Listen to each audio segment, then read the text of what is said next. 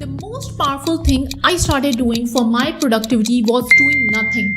Yes, not another hustle plan, not a new schedule, just a daily pause on purpose. In Sweden, they call it FIKA. It's a daily ritual of slowing down, sipping something warm, and reconnecting with what matters. Yes, it often involves coffee or tea. Yes, it usually comes with a cinnamon bun or chocolate balls and other pastries.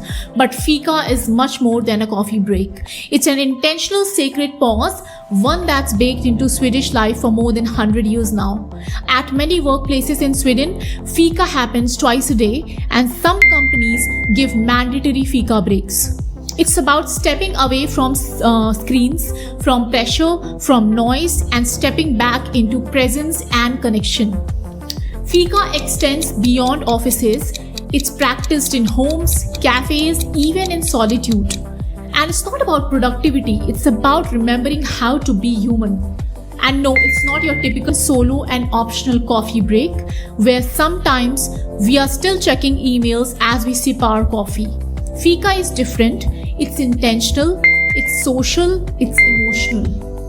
And it's not seen as a loss of productivity, unlike typical coffee breaks. In fact, Sweden consistently ranks among the most productive countries in the world.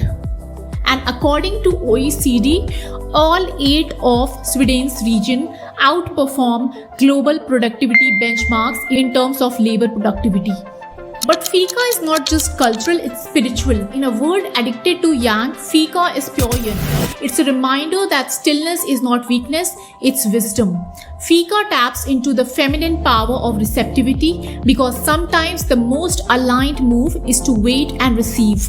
You don't always need a retreat. You don't always need a month off or a major breakthrough. Sometimes a 5-minute ritual is what rebuilds your energy, your rhythm, your faith. FIKA is a proof that micro moments can hold macro healing. So the question is, how do you make space for a moment like this in your own life? So step 1 is to set a daily FIKA time. Mid-morning, mid-afternoon preferably. So now fixing a particular time becomes important because when you schedule your FIKA time, you are not just blocking off 10 minutes. You are sending a message to your nervous system that rest is non-negotiable, that you deserve space before you hit burnout. If your calendar holds space for everyone else, let it hold space for you too. Step 2 is to create a dedicated FIKA corner, a cozy space, a soft chair, a candle, a mug. Your environment shapes your nervous system, and so every texture, color, scent, and sound sends a signal to your body. Am I safe or am I under threat? When you create a dedicated FIKA corner, no matter how small, you are designing a space that says you are allowed to rest here. This is called as environmental anchoring. Your brain learns to associate this space with calm, comfort, and connection. And over time, your body starts to soften the moment you enter this space. And now step 3 is to prepare your drink and treat with intention. Now this is just not about preparing something to eat, it's about preparing your energy. When you pour your tea slowly or break breads with care, you are shifting from autopilot into ritual mode. In Sweden, this step often goes deeper. During FIKA, it's common for people to bring home-baked cookies to share with their co-workers. Not because they have to, but because they want to infuse care into the space. Food becomes connection. It's about embodying active mindfulness where your hands, by practicing that ritual, teach your mind to slow down. Step 4 is to disconnect to reconnect. No phone, no multitasking, just you, your breath, or someone you care about.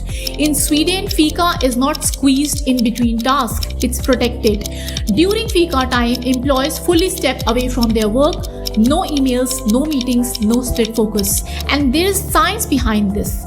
Studies from Stanford and the American Psychological Association show that multitasking can reduce your brain's productivity by up to 40%. Even if you think you're good at juggling tasks, your focus and performance takes a hit. That's why FIKA works, because when you remove constant stimulation, you create space for something deeper to return. Energy, clarity, real connection. Even 10 minutes of true disconnection can reset how you feel for the rest of the day. And finally, step 5, reflect or reconnect. Once you have created a pause, what you do with it is entirely up to you. You could journal your thoughts, you could simply sit in silence, or you could have a real uninterrupted conversation with someone you care. This moment is not about being productive, it's about being present and intentional. Because even 5 minutes of honest reflection can reveal what you have been ignoring all day. And even one mindful conversation with someone you care about can leave you feeling more grounded than hours of scrolling. You don't need to use this time wisely, honestly. You just need to show up for it fully. So maybe you don't need another productivity hack. Maybe what you really need is a pause that is sacred. That's what FIKA offers. Not a luxury, but as a necessity. So here's your FIKA challenge. Take 10 minutes tomorrow, put your phone away, make something warm, and just be.